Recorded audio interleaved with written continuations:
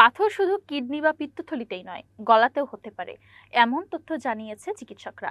চিকিৎসা বিজ্ঞানের ভাষায় এই সমস্যাকে বলা হয় টনসিল স্টোন বা টনসিলোলিথ।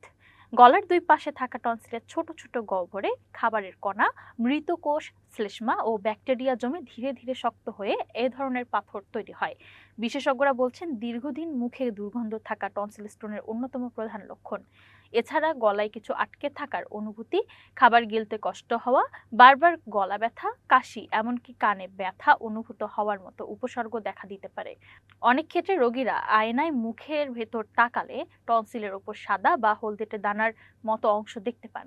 চিকিৎসকদের মতে, যাদের টনসিলে বারবার সংক্রমণ হয় বা মুখের পরিচ্ছন্নতা ঠিকমতো বজায় থাকে না, তাদের মধ্যে এই সমস্যা হওয়ার ঝুঁকি বেশি।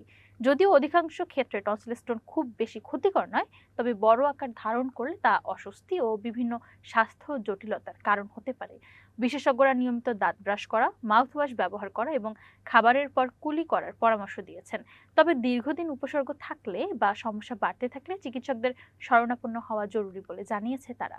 গলার সাধারণ অস্বস্তি বা মুখের দুর্গন্ধকে অবহেলা না করে সময়মতো চিকিৎসা নিলে এ ধরনের সমস্যা সহজে নিয়ন্ত্রণে রাখা সম্ভব বলে মনে করছেন বিশেষজ্ঞরা।